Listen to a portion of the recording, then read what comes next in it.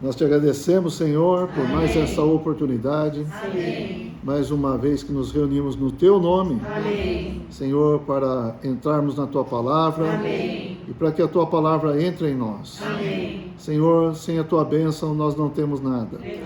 Por isso nós rogamos pela Tua bênção. Amém. O Senhor é aquele que quer nos abençoar. Amém. E nós queremos ser abençoados. Amém. Por isso abrimos nosso coração. Amém. Perdoa as nossas falhas. Amém. Senhor, limpa nosso coração, nossa Amém. consciência. Amém. Senhor, queremos estar totalmente voltados a Ti. Amém. Fale para dentro de cada um de nós. Amém. Abençoa os que estão presentes. Amém. E abençoa também os que terão acesso pelo canal do YouTube. Amém. Senhor Jesus, Amém. valorizamos a Tua palavra. Amém. Precisamos da Tua palavra. Amém. Fale conosco, Senhor. Muito obrigado. Amém. Aleluia. Hoje é dia 17 de agosto de 2023. Estamos reunidos mais uma vez para nosso estudo bíblico do Evangelho de Mateus. Nós já entramos no capítulo 18 na semana anterior. Fomos até o versículo 9 desse capítulo.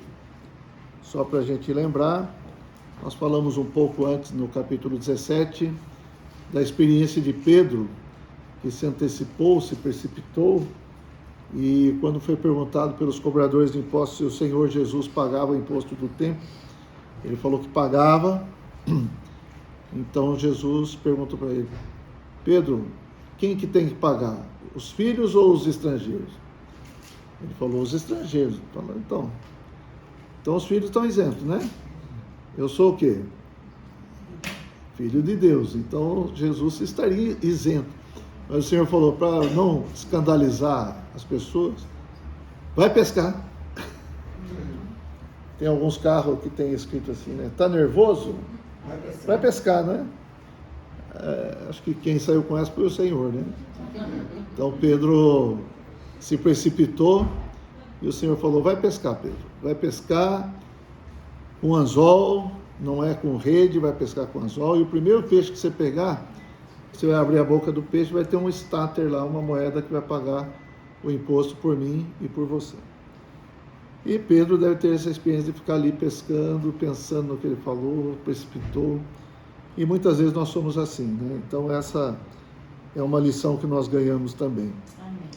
Depois, entrando já no capítulo 18, o Senhor falou... na verdade, os discípulos se aproximaram do Senhor, perguntando ao Senhor quem seria o maior no reino dos céus. Quer dizer, isso é algo que está no coração do homem, uma disputa, uma competição, quem que é maior, eu ou você? Entendeu? Mas o Senhor pegou uma criança e colocou no meio deles ali e falou: olha, se vocês não se converterem e se tornarem como crianças, de modo algum entrareis no reino dos céus. Portanto, aquele que se humilhar como esta criança, esse é o maior no reino dos céus, e quem receber uma criança tal como esta em meu nome, a mim me recebe. E aí também o Senhor falou a respeito de fazer tropeçar os pequeninos, tropeçar os irmãos que têm alguma fraqueza, os irmãos novos. Tudo isso a gente tem que tomar cuidado na nossa vida cristã. E nós mostramos aqui que é muito séria essa questão. Então, nosso falar, muitas vezes, pode levar outros a tropeçar, a escandalizar outros, a se afastarem do Senhor, a não quererem mais saber do Senhor. Então, pessoas podem deixar o Senhor, podem deixar, mas que isso não aconteça por causa de nós, tá certo? Então, essa é uma palavra que o Senhor está mostrando para nós, que nós precisamos ter muito cuidado com as pessoas à nossa volta, com os irmãos à nossa volta. E hoje nós vamos continuar. Eu creio que essa palavra também vai reforçar o que o Senhor já falou para a gente na semana passada. Então nós começamos agora no versículo 10 de Mateus 18. Eu vou ler do 10 até o 14. Vede, não desprezeis a qualquer destes pequeninos, Porque eu vos afirmo que os seus anjos nos céus veem incessantemente a face de meu Pai Celeste. Porque o Filho do Homem veio salvar o que estava perdido. Que vos parece, se um homem tiver 100 ovelhas, e uma delas se extraviar, não deixará ele nos montes as 99, indo procurar a que se extraviou? E se porventura a encontra, em verdade vos digo que maior prazer sentirá por causa desta do que pelas 99 que não se extraviaram. Assim, pois, não é da vontade de vosso Pai Celeste que pereça um só destes pequeninos. Voltando no 10, então. Não desprezeis. Podemos desprezar alguém? Podemos desprezar um irmão novo? Vamos falar assim, podemos desprezar um irmão complicado? Quem aqui não for complicado, que atire a primeira pedra. Quem não é complicado? Mas aos nossos olhos os outros são complicados, nós não é verdade? Então o Senhor fala, nós não podemos desprezar, não devemos desprezar. Porque cada um tem um anjo, pelo menos um anjo diante de Deus. Certo? Aqui fala,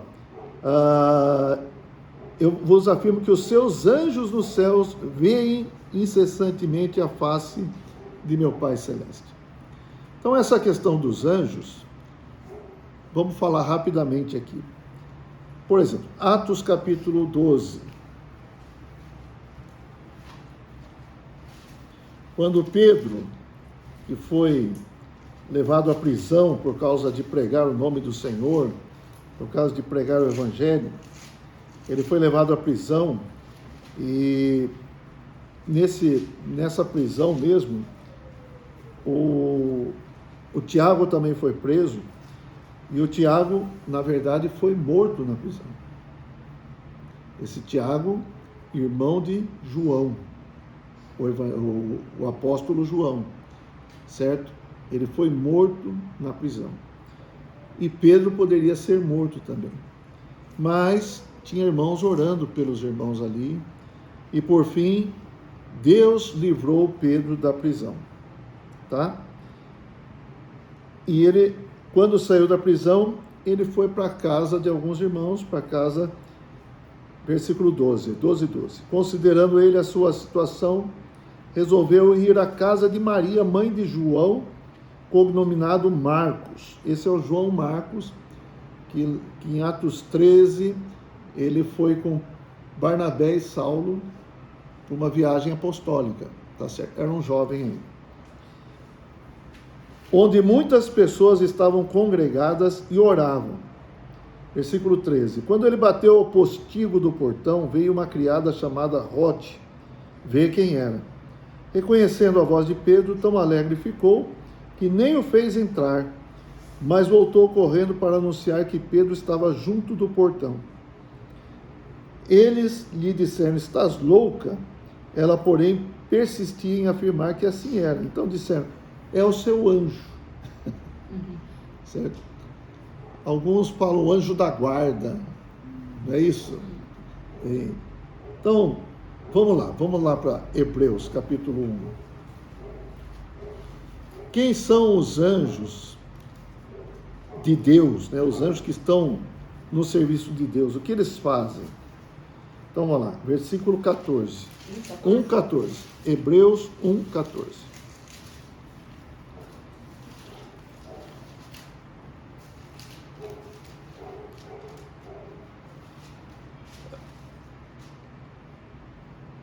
A partir do 5, fala assim, pois a qual dos anjos disse jamais? Então, todo o contexto aqui está falando dos anjos.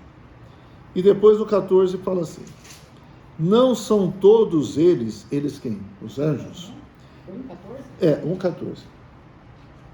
Eu citei o 5 só para... Não são todos eles, os anjos de quem está falando nesse texto, espíritos ministradores, para fazer o quê? Enviados para serviços a favor dos que hão de herdar a salvação. Então, o que nós entendemos, o que nós percebemos? os anjos estão a nosso favor, Amém. estão a nosso serviço. Eles trabalham para aqueles que hão de herdar a salvação. Quando a gente viaja, quando a gente sai de casa, a gente fala: Senhor, manda os teus anjos acamparem ao nosso redor. Não está errado, é uma oração válida. Por quê? O Senhor quer nos proteger, então os anjos do Senhor podem estar nos bastidores espirituais, né, no campo invisível, trabalhando contra os espíritos malignos.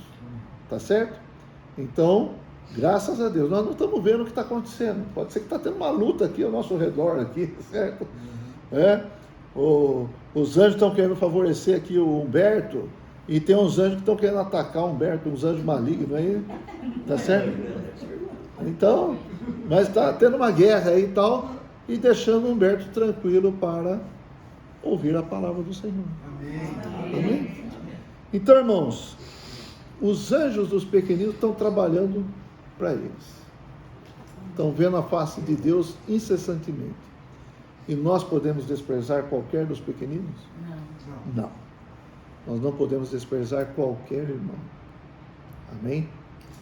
Então essa é uma lição que nós devemos entender aqui. Voltando para Mateus 18, versículo 11, fala assim: porque o Filho do Homem veio salvar o que estava perdido. Todo mundo estava perdido. Às vezes a gente acha que aquele está perdido mesmo. Não, mas todos nós estávamos perdidos e o Filho do Homem veio para nos salvar. E aí o Senhor prossegue no versículo 12. Que vos parece? Se um homem tiver 100 ovelhas e uma delas se extraviar, ele não vai deixar as 99 ali segura no monte e vai buscar aquela que se perdeu, que se extraviou? Ele vai buscar. Ele não fala assim: tem 100, 99 é a mesma coisa, deixa para lá. Não, ele quer aquela também. Amém. Ele quer que aquela esteja no rebanho. E aqui, irmãos, eu queria levar vocês agora para a sessão de achados e perdidos. Amém? Onde está a sessão de achados e perdidos? Está na Bíblia. Aonde que está? Não sabem? Não. A sessão de achados e perdidos está em Lucas 15.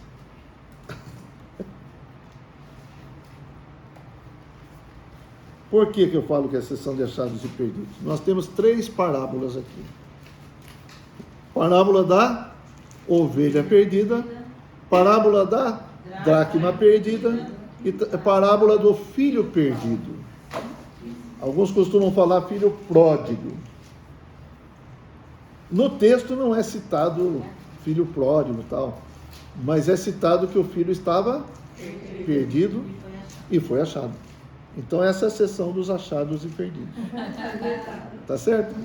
Lucas 15 é a sessão dos que foram perdidos primeiramente, depois foram achados. Senhor Jesus. Você não sabia que tinha uma sessão de achados e perdidos na Bíblia, né, Milton? Bom, vamos lá. Vamos falar de maneira rápida, então, só para a gente contextualizar o que eu estou falando. Versículo 3 do capítulo 15 de Lucas. Então lhes propôs Jesus esta parábola. Isso aqui é semelhante ao que foi falado lá em Mateus 18. Qual dentre vós é o homem que, possuindo 100 ovelhas e perdendo uma delas, não deixa no deserto as 99 e vai em busca da que se perdeu até encontrá-la? Achando-a, põe-na sobre os ombros, cheio de júbilo. E indo para casa, reúne os amigos e vizinhos, dizendo-lhes: alegrai-vos comigo, porque já achei a minha ovelha perdida. Digo-vos, olha aqui, digo-vos, que assim haverá maior júbilo no céu por um pecador que se arrepende, do que por 99 justos que não necessitam de arrependimento. Então, quando o Senhor encontra a ovelha, põe no ombro, se alegra, dá festa, reúne os amigos e tem festa no céu. Amém. Tem muita alegria no céu por um pecador que se arrepende. Nós podemos muitas vezes ser essa ovelha. Sim ou não? Sim. Eu já me desgarrei. E lendo Mateus, eu tive o seguinte sentimento: eu posso estar desgarrado, mas eu ainda sou uma ovelha. Amém. Certo? E isso me encorajou. Eu não me tornei um cabrito, não me tornei um jacaré. Eu ainda sou uma ovelha. Amém. E o Senhor me trouxe de volta para o rebanho. Amém. Então, o Senhor vai buscar a que se perdeu, né? Versículo 8 fala outra parábola. Ou qual é a mulher que, tendo 10 dracmas, moedas, se perder uma, não acende a candeia, varre a casa e a procura diligentemente até encontrá-la? E tendo achada, reúne as amigas e vizinhas, dizendo: alegrai-vos comigo, porque achei a dracma que eu tinha perdido. Eu vos afirmo que, de igual modo, há júbilo diante dos anjos de Deus por um pecador que se arrepende. Amém. Olha, presta atenção no versículo 10. Júbilo diante dos anjos de Deus por um pecador que se arrepende. Quem é que está alegre? Quem é que está jubilante? O próprio Deus. Amém. Os anjos de Deus estão ali, estão diante do Senhor, não foi isso? Sim. Aqui que nem fala aqui, ó. Os anjos de Deus, né, no capítulo 18. Os anjos dos céus veem incessantemente a face do meu Pai. Então os anjos estão na face do Pai. E agora há júbilo diante dos anjos. Quem é que está jubilando? Quem é que está se alegrando? O próprio Deus. Amém. Então a dracma aqui não se trata de moeda, na verdade. Se trata de nós também, tá? Amém. Vamos lá. Capítulo 15, versículo 11 ainda de Lucas. 11 agora. Continuou. Certo homem tinha 2 filhos. O mais moço deles disse ao pai: Pai, dá-me a parte dos bens que me cabe, e ele lhes repartiu os haveres. Passados não muitos dias, o filho mais moço, ajuntando tudo que era seu, partiu para uma terra distante e lá dissipou todos os seus bens, vivendo dissolutamente. Depois de ter consumido tudo, sobreveio àquele país uma grande fome, e ele começou a passar necessidade. Então ele foi e se agregou a um dos cidadãos daquela terra, e este o mandou para os seus campos a guardar porcos. Ali desejava ele fartar-se das alfarrobas que os porcos comiam, mas ninguém lhe dava nada. Então, caindo em si, disse: quantos trabalhadores de meu pai têm pão com fartura, e eu aqui morro de fome? Morro de fome. Levantar-me-ei e irei ter com o meu pai, e lhe direi: Pai, pequei contra o céu e diante de ti. Já não sou digno de ser chamado teu filho. Trata-me como um dos teus trabalhadores. E levantando-se foi para seu pai. Vinha ele ainda longe, quando seu pai o avistou, e compadecido dele, correndo, o abraçou e beijou. E o filho lhe disse: Pai, pequei contra o céu e diante de ti, já não sou digno de ser chamado teu filho. O pai, porém, disse aos seus servos: trazei depressa a melhor roupa, vestiu, ponde-lhe o anel no dedo e sandálias nos pés. Trazei também e matai o novilho cevado, comamos e regozijemo-nos. Porque este meu filho estava morto e reviveu, estava Perdido e foi achado. e começaram a regozijar-se. Ora, o filho mais velho que estivera no campo, e quando voltava, ao aproximar-se da casa, ouviu a música e as danças, chamou um dos criados e perguntou-lhe: que era aquilo? E ele lhe informou: veio teu irmão, e teu pai mandou matar o novilho cevado, porque o recuperou com saúde. Ele se indignou e não queria entrar. Saindo, porém, o pai procurava conciliá-lo. Mas ele respondeu a seu pai, tal. Eu vou deixar essa parte para depois. Só no final aqui, 31. Então lhe respondeu o pai: meu filho, tu sempre estás comigo, tudo o que é meu é teu. Entretanto, era preciso que nos regozijássemos e nos alegrássemos, porque esse teu irmão estava morto e reviveu, estava perdido e foi achado. Aleluia. Amém. Porque na sessão de achados e perdidos, ninguém ficou perdido. Amém. Todos foram achados. Amém. E aqui também nós fomos achados. Aleluia. Amém? Amém. Aleluia. Graças a Deus, Senhor. Então veja todo o empenho do Senhor pelas ovelhas, pelos que se perdem. O Senhor não quer perder nenhum de nós, nenhum dos filhos, nenhum dos irmãos, nenhum dos pequeninos. Então voltando para Mateus 18, versículo 12, nós lemos: que vos parece se um homem tiver tal as ovelhas? Versículo 13: se porventura encontra, em verdade vos digo que maior prazer sentirá por causa desta do que pelas 99 que não se extraviaram. 14: assim, pois, não é da vontade de vosso Pai Celeste que pereça um só destes pequeninos. O que o Pai Celeste dá por cada um dos pequeninos?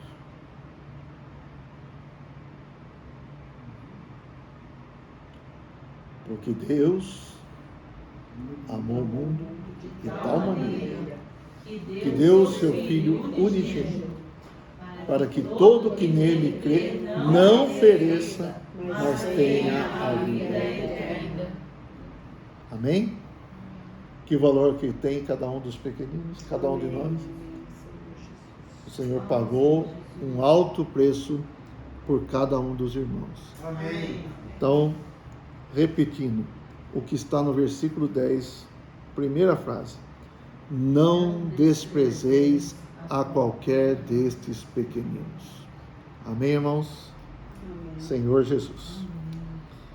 Versículo 15 agora. Mateus 18, 15. Agora entramos numa sessão delicada aqui. Se teu irmão pecar contra ti, vai arguí-lo entre ti e ele só. Se ele te ouvir, ganhaste a teu irmão. Se, porém, não te ouvir, toma ainda contigo uma ou duas pessoas, para que pelo depoimento de 2 ou 3 testemunhas toda a palavra se estabeleça. E se ele não os atender, dize-o à igreja. E se recusar ouvir também a igreja, considera-o como gentil e publicano. Em verdade vos digo que tudo que ligardes na terra terá sido ligado nos céus, e tudo que desligardes na terra terá sido desligado nos céus. Em verdade também vos digo que se 2 dentre vós sobre a terra concordarem a respeito de qualquer coisa que porventura pedirem, ser-lhes-á concedida por meu Pai que está nos céus.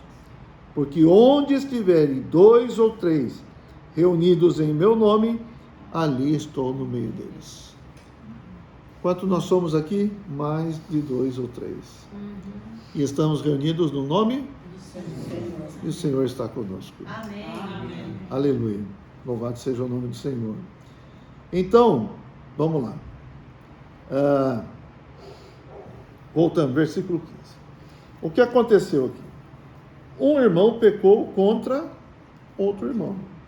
Ou um irmão pecou. O contra ti está entre colchetes, que significa que nem todos os manuscritos trazem essas duas palavrinhas. Deu para entender? Então, alguns manuscritos falam: se teu irmão pecar, vai arguí-lo. Ou seja, se o irmão fez alguma coisa, um pecado, e você pode falar: olha, você pecou, fez tal coisa, né?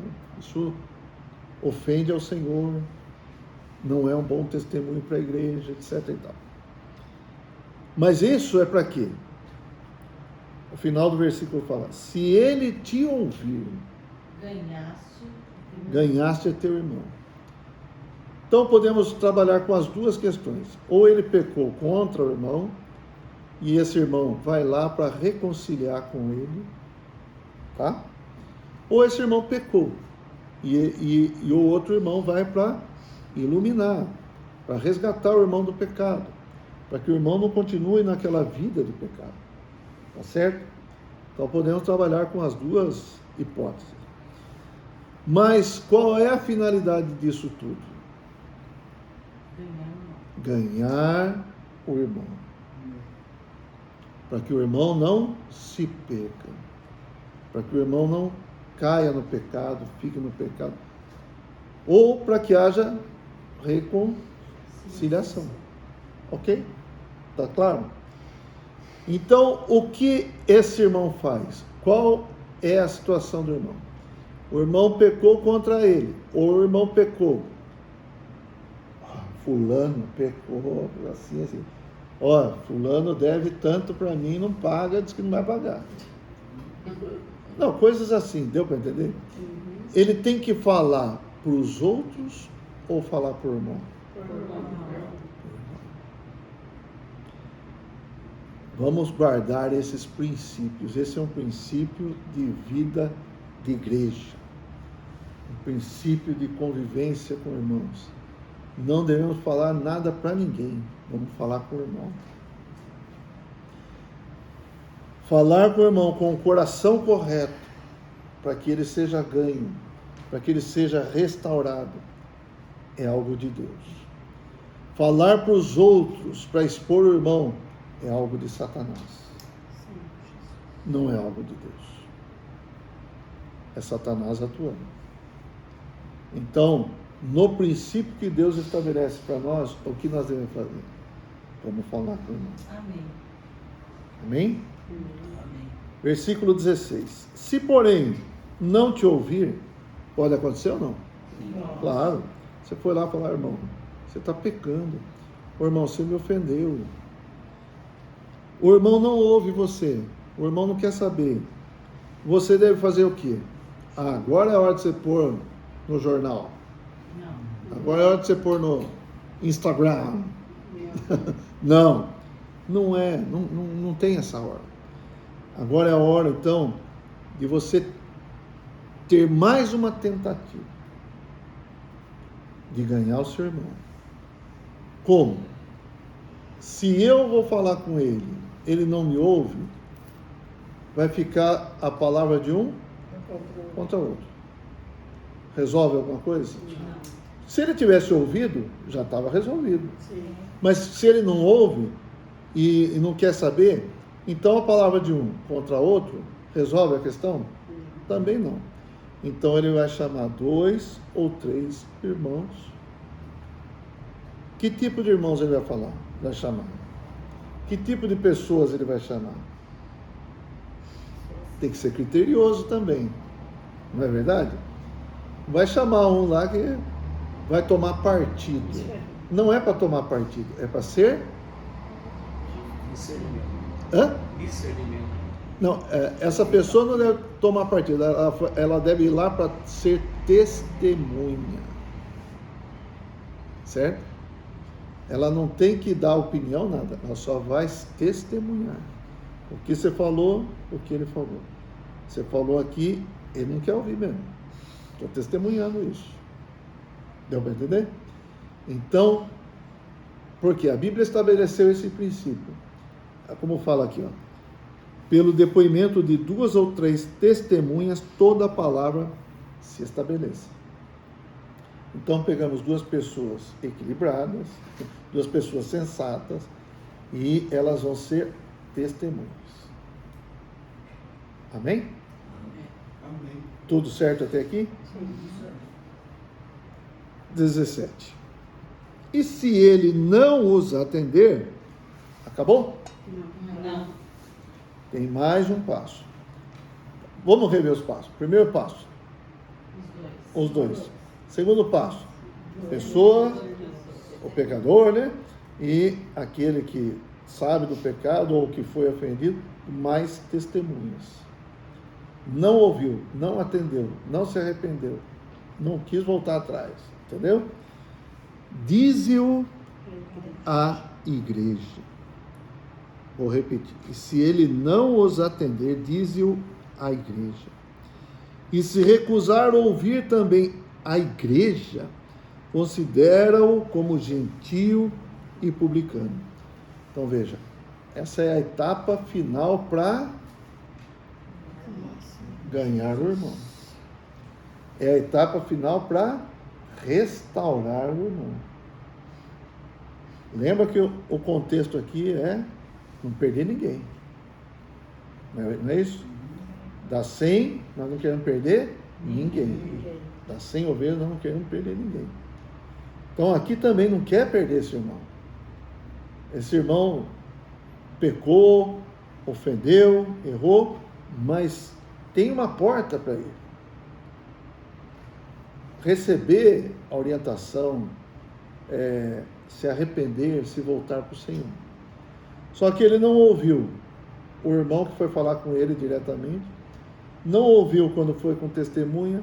Agora, próximo passo, ouvir a igreja. Então, os irmãos que foram lá,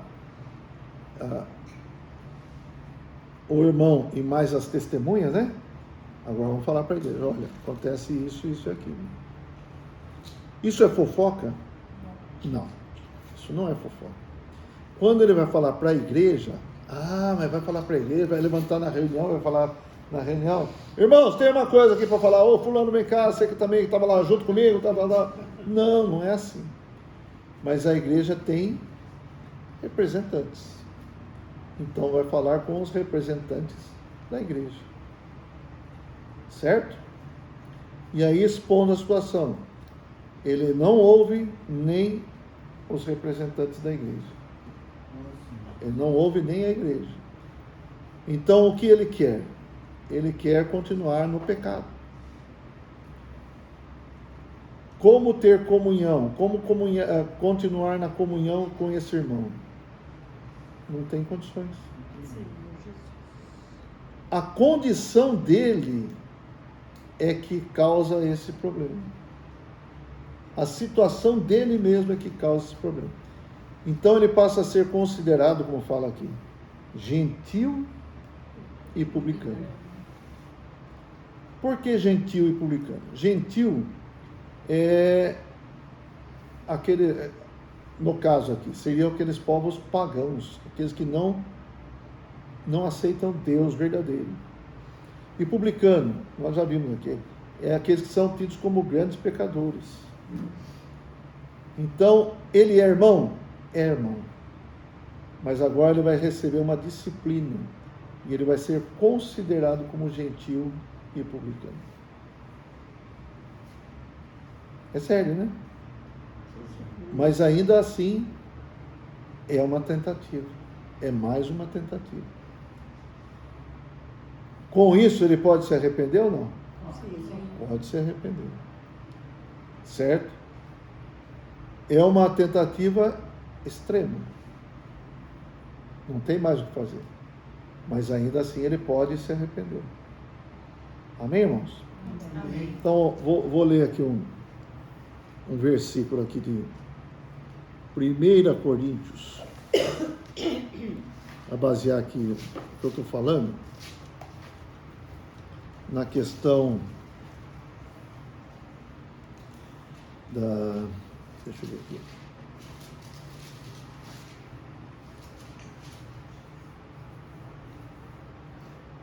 Primeira Coríntios 5. É.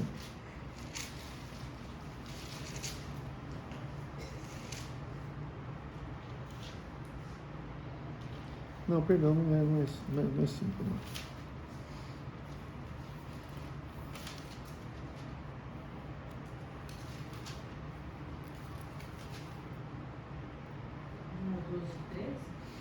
Não, peraí.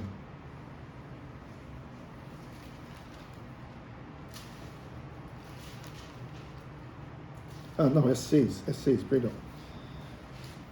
Veja só, capítulo 6 de 1 Coríntios.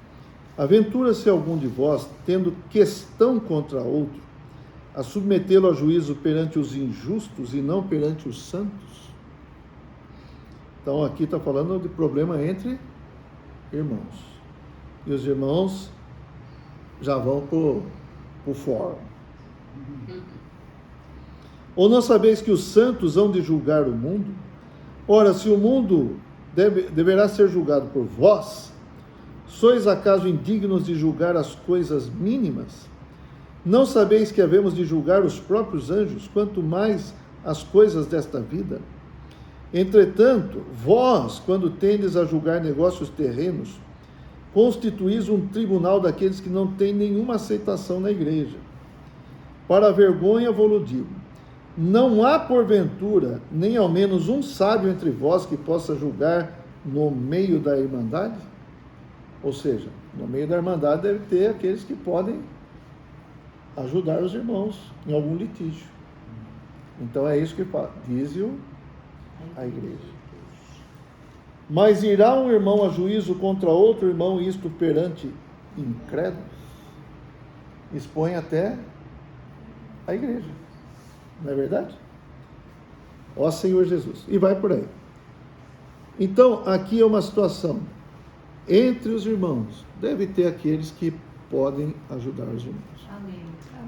Tá? Com maturidade, com discernimento, Amém. sensatez, tal, diante do Senhor, né? Amém. Então, isso que nós falamos. E por que esses tratamentos? Agora sim, vamos lá. 2 Coríntios capítulo 7. Paulo, ele teve uma atitude bastante forte também. Mas por que ele teve atitude bastante forte com um irmão pecador, lá de Corinto mesmo? Por quê? O irmão caiu numa imoralidade que, olha, ele falou, nem entre os gentios se vê coisa desse tipo. Não vou nem falar para vocês, mas está na Bíblia. Então, Paulo tratou de uma maneira severa. Mas aqui, olha o que ele fala, capítulo 7, versículo 8. E ele escreveu na carta, 1 Coríntios e tal. Isso sim está no capítulo 5 de 1 Coríntios, depois vocês veem. Porquanto, ainda que vos tenha contristado com a carta, não me arrependo, embora já me tenha arrependido. Vejo que aquela carta vos contristou por breve tempo. Agora, me alegro, não porque fostes contristados, mas porque fostes contristados para arrependimento. Pois fostes contristados segundo Deus, para que de nossa parte nenhum dano sofresses. Porque a tristeza segundo Deus produz arrependimento para a salvação, que a ninguém traz pesar, mas a tristeza do mundo produz morte. Então veja, Paulo falou de maneira forte, tratou de uma situação de uma maneira forte e tal, sim. Mas para quê? Para arrependimento. Amém. É como um pai. Quando a gente disciplina um filho, o que a gente quer? Matar o filho? Não, né, Teresa? Concorde comigo, Terezinha, por favor. Então, a gente não quer matar o filho. Mas a gente quer o quê? Que ele se arrependa. Amém. Que ele vá bem. Ele está indo para um caminho torto. Nós queremos endireitar o caminho. E precisa da gente? Precisa. Então é isso, irmãos. A vida da igreja tem questões que podem ir para esse desfecho? Tem. Mas tudo ainda é para arrependimento, para que os irmãos se voltem para o Senhor. Sejam restaurados. Hebreus capítulo 12.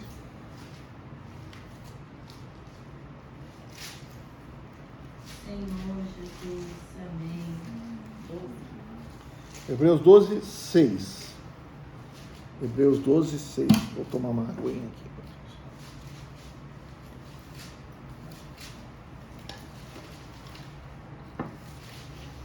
Porque o Senhor corrige a quem ama e açoita a todo filho a quem recebe.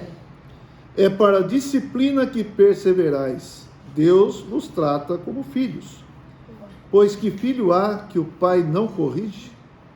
Mas, se estáis sem correção, de que todos se têm tornado participantes, logo sois bastardos e não filhos.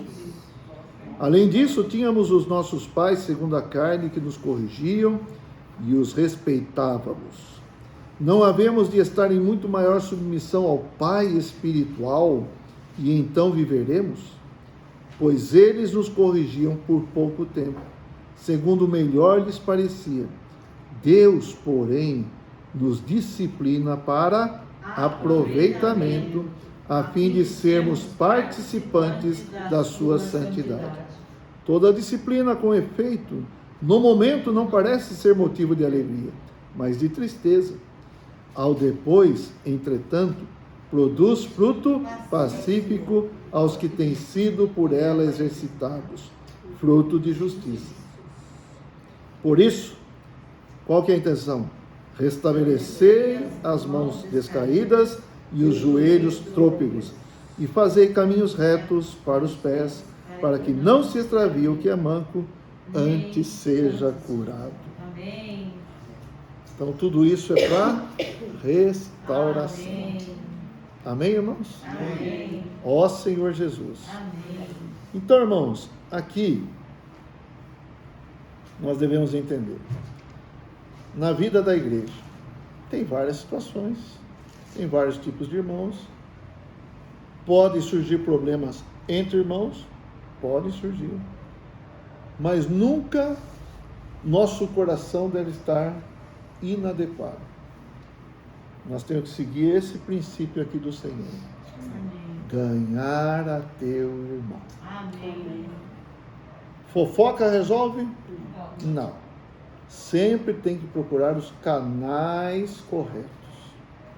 Não adianta eu falar para o irmão novo que acabou de chegar ali, olha, aquele irmão está em pecado. Vamos resolver essa questão aí. Adianta? Não, vai matar o irmão. Não é isso? Então, nós precisamos ter os canais adequados, as pessoas corretas. Nosso coração tem que estar correto em toda e qualquer situação entre os irmãos. Amém. Amém, irmãos? Aleluia. Entendido? Amém. Tudo claro? Amém. Outra questão que eu queria aproveitar para abordar aqui.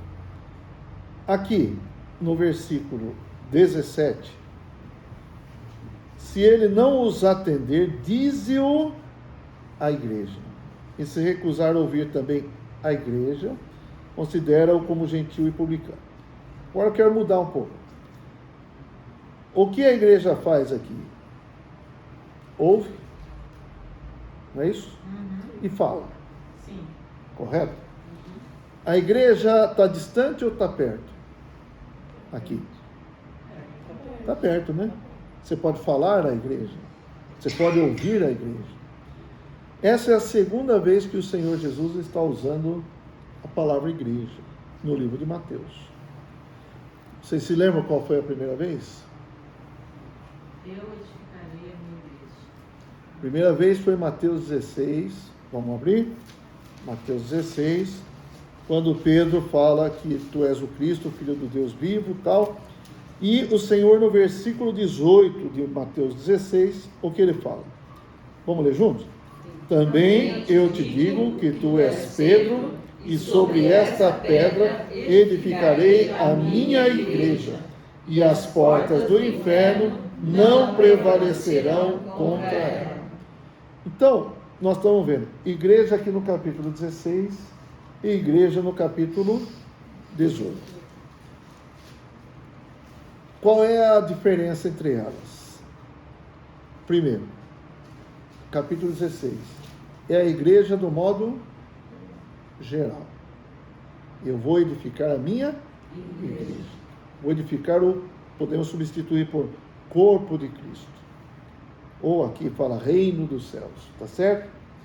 Então, essa igreja, não sei se vocês lembram, quando o Senhor fala aqui, é a igreja que compreende todos os santos, em todas as eras e em todos os lugares.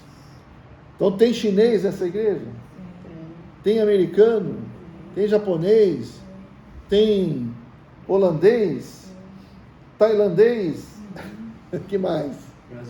Brasileiro.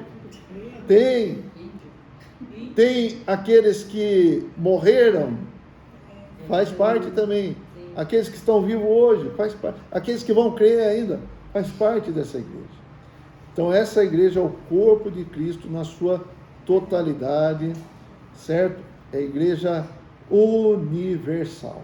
Esse é o aspecto da igreja que o Senhor está falando. Senhor está falando, eu vou edificar a minha igreja. Lá em Efésios 5, o Senhor fala que está trabalhando para lavar a igreja com o jato d'água da palavra, para apresentar a si mesmo igreja gloriosa, certo? Sem mácula, nem mancha, nem ruga, nem botox, nem nada disso. Né? Mas santa e sem defeito. De que igreja o Senhor está falando? Igreja de Piracicaba? As igrejas no Brasil? Não, a igreja universal. Certo? E aqui no capítulo 18, qual é o aspecto da igreja? Aqui é um aspecto bem prático, né? É o aspecto da cidade, da localidade. Então, para você falar a igreja, tem que estar na mesma cidade, né? Tem que estar no mesmo lugar que você.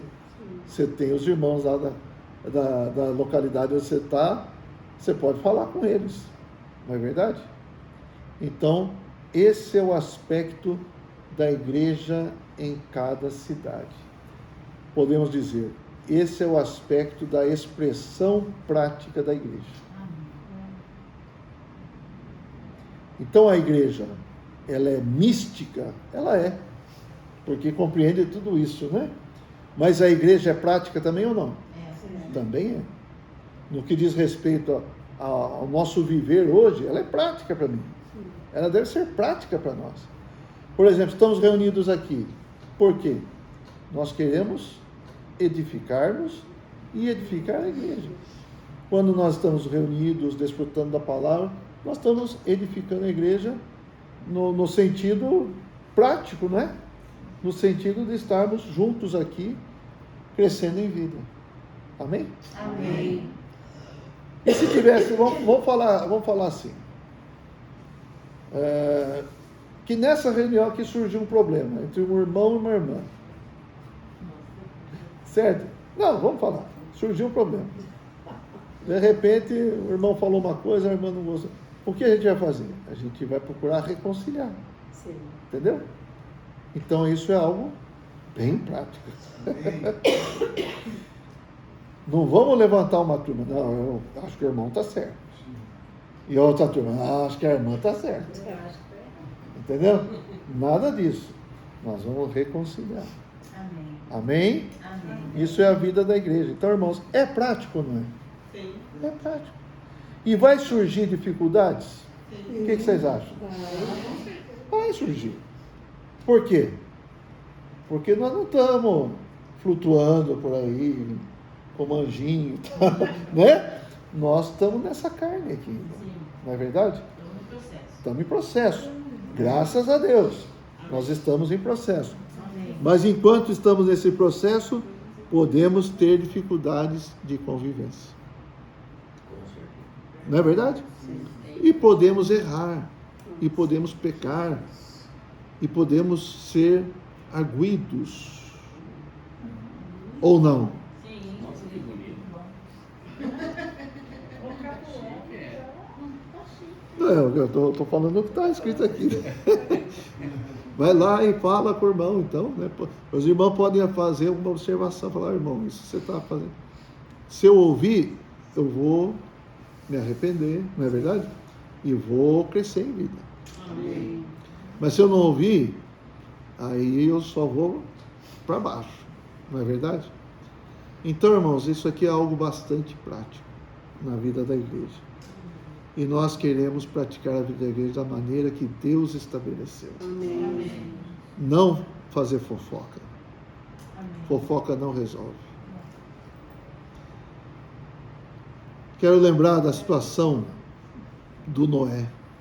Vocês lembram da situação do Noé? Quem foi Noé? Noé era o chefe da família. Entre aspas, é o dono da arca. Certo? Levou sua família à salvação. Levou a bicharada toda também à salvação.